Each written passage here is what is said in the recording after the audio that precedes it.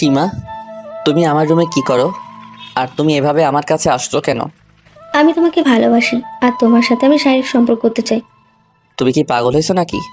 বের হও আমার রুম থেকে, তা না হলে কিন্তু তোমার বড় আপুকে বলতে বাধ্য হব। ঠিক তখনই সীমা আমার শরীরের উপরে এসে পড়লো আর চিল্লাচিল্লি শুরু করলো। চিল্লাচিল্লি করো না, আমি তোমার প্রস্তাবে রাজি। তোর মতো চাকরির সাথে কে শারীরিক সম্পর্ক করবে? তোকে তো তাড়ানোর জন্য আমি, মা, ভাইয়া এসব প্ল্যান করেছি। আরও জোরে জোরে চিল্লাচিল্লি শুরু করলো। আমি বারবার সীমাকে ছাড়ানোর চেষ্টা করছি কিন্তু ছাড়াতে পারছি না। তখনই দরজা ভেঙে সীমার মা, ভাই, বোন ও সেতু ঘরে ঢুকলো। ঢোকার পরপরই সীমা গিয়ে সেতুকে বলল, আমাকে ঘরে ডেকে এনে আমার ইজ্জত লুটার চেষ্টা করতেছে আর বলতেছে, তোরা মা ভাই এই বাড়ি থেকে চলে যা, তাহলে তোর ইজ্জত নিব না। তোদের কারণে সেতু আমার থেকে দূরে সরে যাচ্ছে। আমার আগে সন্দেহ হয়েছিল এই ছেলেকে। চল আমরা চলেই যাব। সেতু আমাকে গালে থাপ্পড় মেরে বলল, ছি শুভ, আমি এটা ভাবতেই পারিনি তুমি এই কাজটি করতে পারলে। আর সীমা, তুই কোনো রকম ভুল করিসনি। তুই কেন চলে যাবি? যে তোর সাথে ভুল করেছে সেই বাসা থেকে চলে যাবে। এটা বলে সেতু চলে গেল। আমি কোনো রকম ভুল করিনি, কিন্তু তাও আমাকে ভুল বুঝলো সেতু। যার জন্য এত কিছু করলাম, সেই কিনা আজ আমাকে বিশ্বাস করতে পারলো না। যদি কপালে সুখ না থাকে তাহলে সুখ আসবে কিভাবে? বন্ধু, চল চলে যাই। আমাদের এত বড় বাড়িতে মানাচ্ছে না। আমরা পথের মানুষ, চল আবার ওই পথেই চলে যাই। ওইখানে আমাদের ভালো মানাবে রে। হয়তো আপনারা কিছুই বুঝতে পারছেন না, আসুন বুঝিয়ে দেই। একেবারে প্রথম থেকে বলছি। আমি মোহাম্মদ ফররুক আহমেদ শুভ, আর নায়িকা সেতু। আর আমার একটা ছোটোবেলার বন্ধু আছে রিফাত। আমার বয়স যখন 16 বছর, তখন থেকে আমি আর রিফাত বন্ধু। আমরা টুকাইয়ের কাজ করি। একদিন কাগজ করতেছিলাম, তখন দেখি আমার সমবয়সী একটা মেয়ে রাস্তায় কান্না করতেছে। আমি রিফাতকে বললাম, চল তো দেখি মেয়েটা কান্না করে কেন। মানুষের কান্নার কথা জেনে তুই কি করবি? নিজেরাই কান্না করে তাল পাই না। আরে মেয়েটা অনেক মায়াবী, দেখেই ভালো লাগছে, চল যাই। ওকে টেনেই নিয়ে গেলাম। মেয়েটাকে বললাম, কি হয়েছে, কান্না করছো কেন? আমি কালকে থেকে কিছুই খাইনি, আমাকে একটু খাবার কিনে দিবেন? আমার অনেক ক্ষুধা লাগছে। আচ্ছা চলো তোমাকে খাবার কিনে দেই। পরে খাবার কিনে দিলাম। খাবার খাওয়া শেষ হলে আমি বললাম, তুমি থাকো কই? আমার থাকার জায়গা নেই। ও আচ্ছা, তোমার নাম কি? সেতু আমার নাম। আচ্ছা চলো, তুমি আজ থেকে আমাদের সাথে থাকবে। রিফাত আমাকে সাইডে এনে বলল, কি বলছিস? নিজেদেরই তো থাকার ভালো জায়গা নেই, আর তুই? আরে মেয়েটাকে অনেক ভালো লাগছে, তুই চুপ থাক। পরে সেতু আমাদের সাথে আসলো, আমরা তাকে নিয়ে আসলাম। আমরা যেখানে থাকি, মেয়েটা বলল, তোমরা এখানে থাকো? আচ্ছা তোমার বাবা নাই, তাদের কি হয়েছে? আর তোমার পোশাক দেখে তো মনে হচ্ছে তুমি ভালো পরিবারের মেয়ে। আমার সবকিছু থেকেও কেউ নেই। আমার মা মারা যায়, আর পরে বাবা একটা বিয়ে করে। আমার সৎ মায়ের 2টা সন্তান ছিল। ওই মা আমাকে দেখতেই পারতো না, বাড়ির সব কাজ আমাকে দিয়ে করাতো, আর আমাকে ভালোভাবে খেতেও দিত না। আমি বলেছিলাম বাবাকে সবকিছু বলে দিব। সেদিন আমি বলার আগে মা এসে বাবাকে বলে, আমি নাকি তার ছেলে মেয়েদের মারি, আর তাকেও নাকি অনেক কিছু বলি, তাকে বাড়ি থেকে চলে যেতে বলি। এসব বললে বাবা আমাকে অনেক বকে। পরের দিন যখন আমি খেতে যাই তখন আমাকে অনেক মারে। আমি বাইরে বসে থাকি বাবাকে বলবো বলে, আর সৎমা আমাকে তাড়ানোর জন্য নিজের মাথা নিজেই ফাটায় আর বাবাকে বলে আমি ফাটিয়েছি।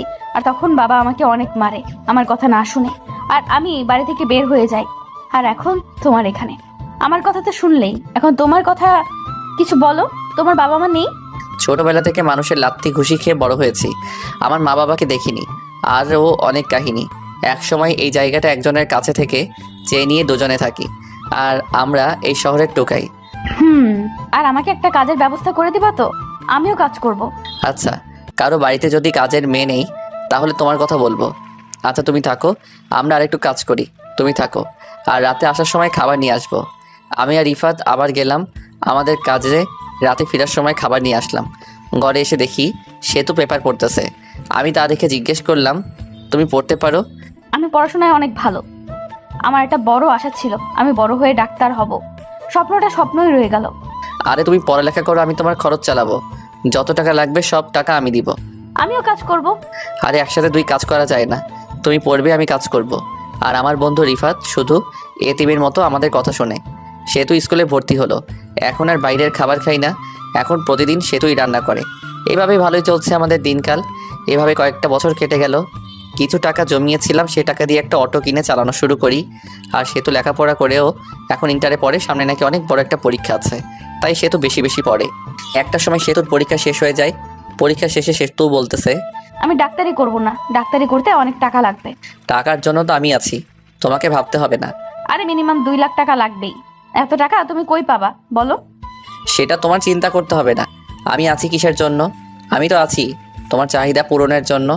ঠিক আছে বসো, আর রিফাতকে ডাক দাও, একসাথে খাবে। রিফাতকে ডাক দিয়ে খেতে বসলাম। খাবার খেয়ে আমি রিফাত শুয়ে আছে। আমার একটা টেনশন, এত টাকা পাবো কোথায়? কিরে, কি চিন্তা করছিস? কিছু না রে, তুই ঘুমা। ভালোই কাটলো দিনগুলো। সেতুর রেজাল্ট বের হলো, অনেক ভালো রেজাল্ট করেছে। আমি তো আর অত কিছু বুঝি না। সেতু রেজাল্টের পর আমাকে জড়িয়ে ধরে বলল, শুভ চলো না বিয়ে করে ফেলি, বিয়ের পর না হয় পড়বো। এসব কি বলছো সেতু? তোমার আমার বিয়ে হলে তোমার লেখাপড়ার হবে না? তোমার লক্ষ্য পূরণ করো, তারপর না হয় ওসব ভাবা যাবে। সেতু তেমন কিছু বলল না, শুধু বলল, আমার লক্ষ্য পূরণ করতে হবে। সেতু সরকারি কলেজে পরীক্ষা দিবে, সেই সব বাবদ টাকা লাগবে 25,000-এর মতো। আমি টেনশনে পড়ে গেলাম, এত টাকা কই পাবো?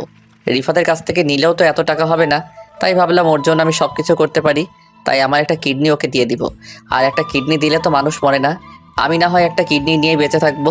তাই আর কোনো বুদ্ধি না করে হাসপাতালে গেলাম আমার একটা কিডনি বিক্রি করতে। বিক্রি করার জন্য টাকা চাইলাম 3 লক্ষ। ডাক্তারও রাজি হলো, টাকা নিয়ে আসলাম। হাসপাতাল থেকে ফেরার পর একটু অসুস্থ হই। সে তো অনেক সেবা করেছে আমার। শরীর সুস্থ হলে আবার কাজে লেগে পড়লাম। কিডনি বিক্রির কথা সে তো জানে না, রিফাতও জানে না। সে তো সরকারি কলেজে ভর্তি হয়েছে। তখন সেখানে যত টাকা লাগে আমি সেতুকে দিয়ে দেই। সেতু আমাকে বলেছিল এত টাকা কই পাই। আমি বলেছিলাম কোথায় পাই সেটা জেনে তুমি কি করবা? তোমার যে কাজ সেই কাজটাই তুমি মনোযোগ দিয়ে করো। টাকা দিয়ে ভালো করে বাড়ি করেছি, এখন সুন্দর দেখা যায়। যদিও টিনের সব কিছু। সময়ের পর সময় যেতে লাগলো। সেতু লেখাপড়া শেষ। কিছুদিন পর সেতু অনেক বড় ডাক্তার হবে। পরীক্ষায় সেতু প্রথম হয়েছে, এটা দিয়ে ছবি বের হয়েছে। অনেক ভালো লাগলো। ফটোয়ের ভিতর সেতুকে আরও সুন্দরী লাগছে বেশি। সেতু বড় ডাক্তার হয়ে গেল। সেতুও অনেক রোগী দেখে। আমরা এখন 2 তলা বিশিষ্ট বাড়িতে থাকি। সেতু বাড়িটা কিনেছে। সেতু একদিন রোগী দেখতেছে, হঠাৎ করে একটা লোককে দেখে চমকে ওঠে। লোকটি ছিল সেতুর বাবা। সেতুর বাবার করুণ অবস্থা, এটা দেখে সেতু তার বাবার কষ্ট দেখে চোখ দিয়ে পানি চলে আসে। আর সেতু বাবা বলে ডাক দেয়। আর তখন সেতুর বাবা বলল, ম্যাডাম, আপনি কাকে বাবা ডাকছো? আমি তোমার সেই হারিয়ে যাওয়া মেয়ে সেতু। সেতুর বাবার নাম রফিক। তুই আমার হারিয়ে যাওয়া মেয়ে, আমার মাফ করে দে মা। আমি তোকে অনেক খুঁজেছি কিন্তু তোদের পাইনি মা, আমাকে মাফ করে দে মা। আমি তখন তোকে বুঝতে পারিনি। ঠিক আছে বাবা। আর এরা কারা? সেতুর সৎ ভাই ও বোনের দিকে উদ্দেশ্য করে জিজ্ঞেস করলো। সেতুর বোন সীমা, ভাই সোহেল। এরা তোর ভাই বোন? সেতু তাদের সাথে কথা বলল। সেতু তার বাবার চিকিৎসা করানোর দায়িত্ব নিল আর বলল, তোমরা এখন আমার সাথে থাকবে। পরে সেতু রফিক ও সেতুর ভাই বোনের সাথে তাদের বাড়িতে যায়। বাড়িতে গেলে সেতুর মাও সেতুর কাছে মাপ চায়, ভুল স্বীকার করে। সেতু সবাইকে এই বাড়িতে নিয়ে আসে আর আমার আর রিফাতের সাথে পরিচয় করিয়ে দেয়। তারপর সেতু আমাদের কথা বলে। সেতু যখন বাড়ি ছেড়ে দেয় তখন থেকে এরা বড় করে সবাই যার যার রুম দেখিয়ে দেয়। বাড়ির সব কাজে দেখাশোনা আমি আর রিফাত করি। এইভাবে ভালোই গেল দিনগুলো। কিন্তু তারপর থেকে সেতুর আম্মু, ভাই বোন আমাকে আর রিফাতকে দেখতেই পারে না।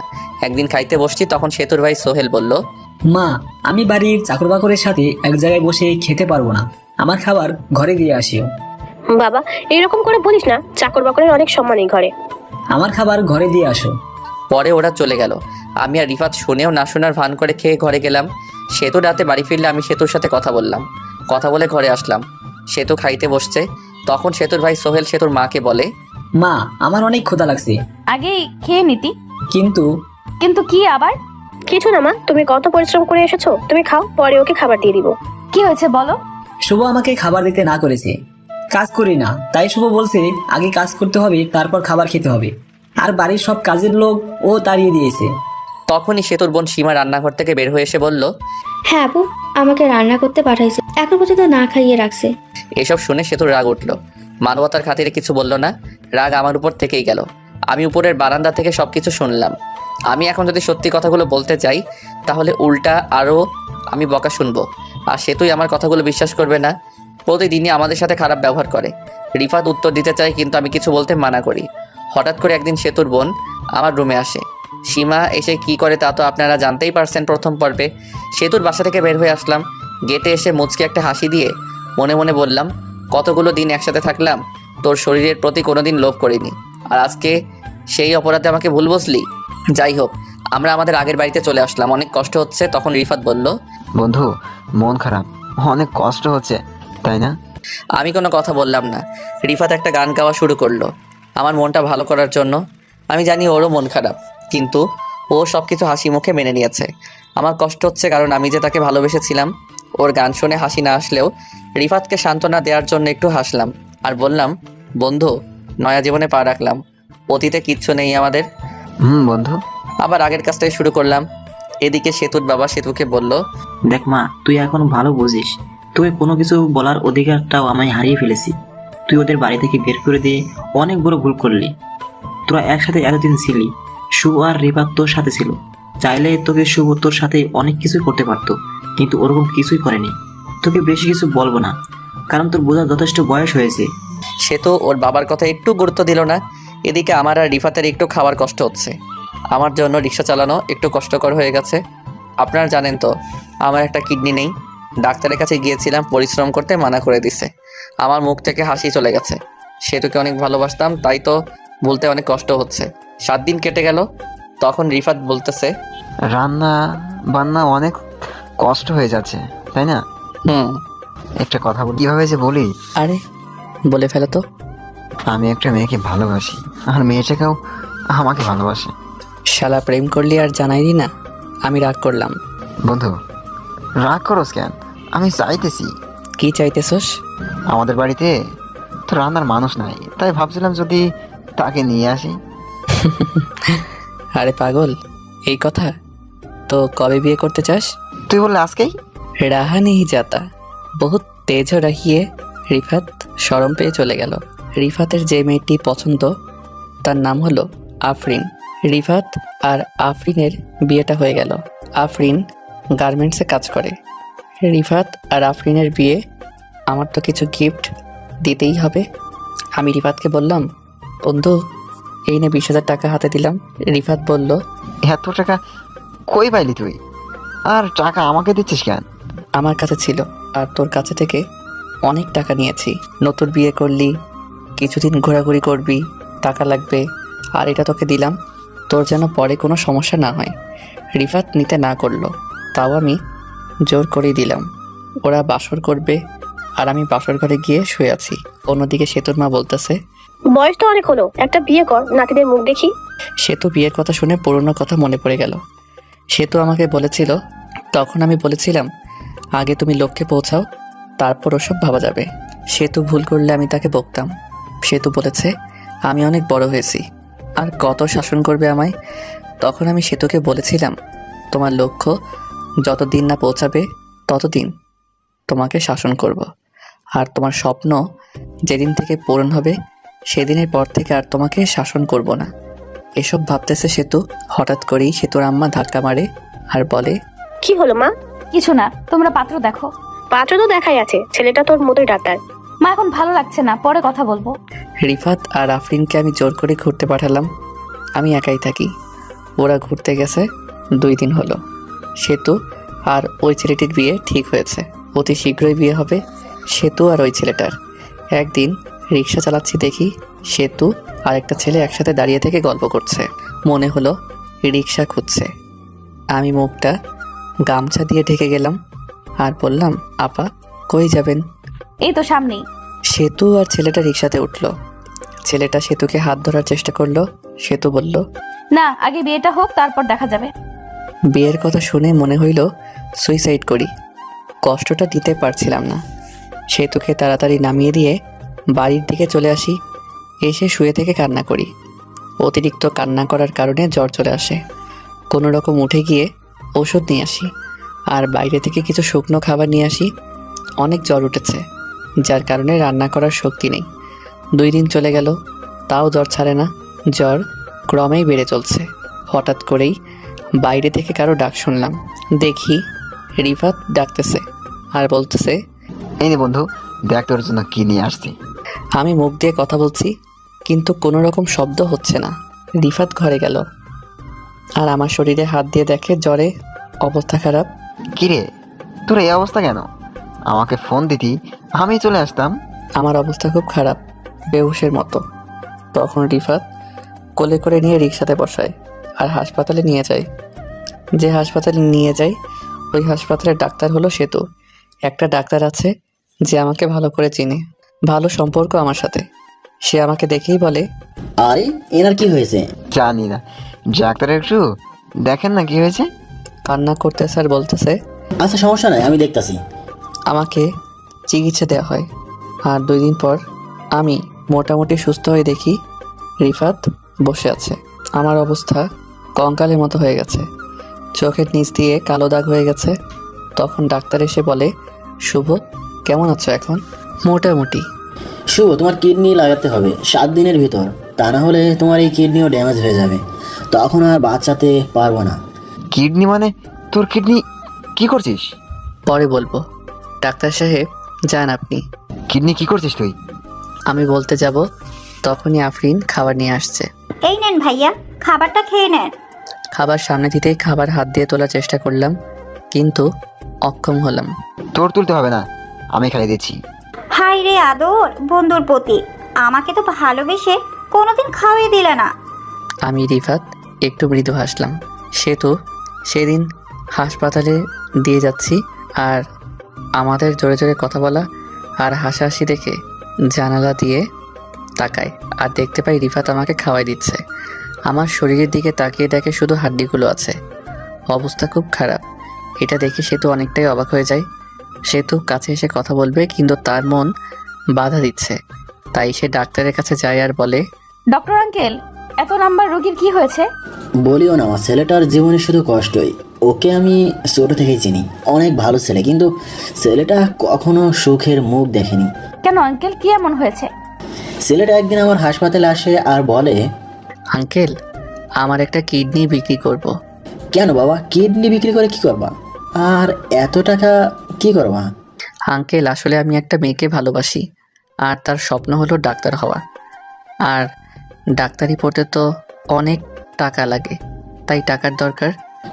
বুঝলাম, কিন্তু তুমি যদি তোমারটা আবার প্রতিস্থাপন করতে হবে 5-7 বছরের ভিতরে, তা না হলে অন্যটাও ড্যামেজ হবে। আঙ্কেল এত সময় লাগবে না, আমার হবু বউ ডাক্তার হলে আমরা বিয়ে করব, আর বিয়ের পর বলবো ওই লাগিয়ে দিবে। বাস্তবতা। আজকে চেক আপ করলাম সেই ছেলেটাকে, সে যদি 7 দিনের ভিতর কিডনি প্রতিস্থাপন না করে তাহলে তাকে আর বাঁচানো সম্ভব হবে না। ছেলেটিকে বললাম, কিন্তু মনে হয় কিডনি প্রতিস্থাপন করতে পারবে না, এর জন্য অনেক টাকা লাগবে, কিন্তু পাবে কই? সেতুর চোখ দিয়ে টপ টপ করে পানি পড়ছে। তখনই রিফাত ডাক্তারকে ডাকতে যায়, আর আমার কথা বলে ডাকতেছে। তুমি যাও, আমি আসছি। তুমি যাবে আমার সাথে? সেতু কান্না জড়িত কণ্ঠে বলল, না আঙ্কেল, আপনি যান। এরকম করে কথা বলছো কেন? সে তো কিছু না বলে চলে যায়, আর ডাক্তার কিছুই বুঝতে পারে না, আর আমার কাছেও আসেনি। ডাক্তার এসে আমাকে বলে, কি শুভ, আমাকে ডাকলে বলে? আঙ্কেল রিফাত তুই আর আফরিন একটু বাইরে যা তো। রিফাত যেতে চাইল না, আমি জোর করিয়ে পাঠিয়ে দিলাম। ওরা চলে গেলে ডাক্তারকে বললাম, আঙ্কেল আমি তো মনে হয় বেশি দিন বাঁচবো না, তাই না? ওই রকম করে বলছো কেন? শুধু তোমার কিডনি প্রতিস্থাপন করতে হবে, আর তোমার শরীরের কি অবস্থা দেখছো? আমার কিডনি প্রতিস্থাপন করতে অনেক টাকা লাগবে, আর অত টাকা আমি পাবোই না। আমি মারা গেলে তো শুধু কিডনিটা নষ্ট হবে, তাই না? আর বাকি সব কিছুই তো ঠিক থাকবে, তাই না? তা তো ঠিক থাকবেই, এসব জিজ্ঞাসা করছো কেন? আঙ্কেল আমি মারা গেলে আমার কাছে থেকে যা কিছু নেওয়া যায় সব কিছুই আপনারা নিয়ে নেবেন, আর ওই জিনিসগুলোর পরিবর্তে কিছু টাকা আমার বন্ধুকে দিবেন। আমি আমার বন্ধুকে সব কিছু বলে রাখবো। সময় আসুক দেখা যাবে। আর একটা ভালো কথা, তোমার হবু বউ যার জন্য তুমি কিডনি বিক্রি করলে তার খবর কি? স্বপ্ন পূরণ হয়েছে, সে অনেক বড় ডাক্তার। তার নাম কি? তানজিমা আক্তার সেতু। সে তোমার কথা জানে না? আর সে কোথায়? আঙ্কেল টাকা হলে গরিব মূর্খ ছেলেদের মনে রাখে কে? আঙ্কেল মেয়েটিকে আন্দাজ করতে পারছে। আচ্ছা রেস্ট নাও, তোমার অনেক কাজ আছে। পরে রিফাত ঘরে ঢুকে বলল, তোর কিডনি কি হয়েছে? পরে রিফাতকে বললাম সব কিছু। রিফাত কান্না করে দিল। সেতু বাড়িতে এসে নীরবে কান্না করছে। তখনই তার বাবা এসে একটা মোবাইল দিয়ে বলল, মা তোর জন্য একটা রেকর্ডিং নিয়ে আসছি, একটু সময় করে শোনে। ঠিক আছে বাবা। যদিও সেতুর শোনার ইচ্ছা ছিল না, তবুও রেকর্ডিংটা চালু করে শুনতে লাগলো। কথাগুলো শুনে সেতু তো আবার কি করবে সে বুঝে উঠতেই পারছে না। রেকর্ডিংটা করেছিল সেতুর মা, বোন ও ভাই। কিছু কথোপকথন। রেকর্ডিংয়ের কথাগুলো ছিল, দেখছো মা, আমার বুদ্ধিটা কত কাজের। আমি যদি বুদ্ধিটা বের না করতাম তাহলে শুভ আর ওই ছেলেটাকে বাড়ি থেকে তাড়ানো যেত না। আমার অভিনয়টা কিরকম ছিল? সেই ছিল মা। এতদিন দুইটা আপদ ঘাড়ে বসে খাইছে আপুর, এখন থেকে আমরাই বাড়ির সব। সেতুর চোখ দিয়ে টপ টপ করে পানি পড়ছে আর ভাবছে, যে আমার জন্য এত কিছু করলো আর তাকেই আমি বাড়ি থেকে বের করে দিলাম। নিজের উপর নিজেরই ঘৃণা হচ্ছে। আমাকে হাসপাতাল থেকে বাড়িতে আনা হয়েছে, সারাদিন শুয়ে থাকি। আর রিফাত পাগলের মতো টাকা খুঁজতেছে। 5 দিনের ভিতর 4 লাখ টাকা লাগবে। টাকা অনেকের কাছে ধার চাইছে, কিন্তু এত টাকা কে দিবে? সেতু কান্না করছে। তখন সেতুর বাবা সেতুকে এসে বলল, মারে, কান্না করে কোনো লাভ নেই। যা শুভর কাছে যা, আর শুভর কাছে তুই ভুল স্বীকার কর, ও তোকে মাফ করবেই। বাবা, তাই যাবো। আমি শুভকে ফিরিয়ে আনবোই আমার কাছে। সেতু ঘরে থেকে বের হচ্ছে। তখন সেতুর মা বলল, মা, কই যাস? সেতু কিছু বলল না, শুধু রাগান্বিত দৃষ্টিতে তাকিয়ে আবার চলা শুরু করলো। বাইরে এসে গাড়িটা নিয়ে রওনা দেই আমার বাড়ির দিকে। তখন দেখতে পাই রিফাত রিক্সা চালাইতেছে। রিফাতের কাছে গিয়ে বলে, রিফাত, তোমার সাথে কথা আছে। রিফাত কোনো রকম কথা না বলে চলা শুরু করলো। রিফাতের একটু রাগ বেশি, আগের থেকে সেতুর উপর রাগ উঠে আছে।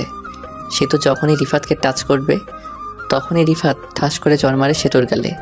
সেতু গালে হাত দেয় আর রিফাত বলা শুরু করলো, ওই মেয়ে, তোমার সমস্যা কি? হ্যাঁ, এমনিতে অনেক টেনশনে আছি, তারপরও আবার তোর মুখ দেখালি।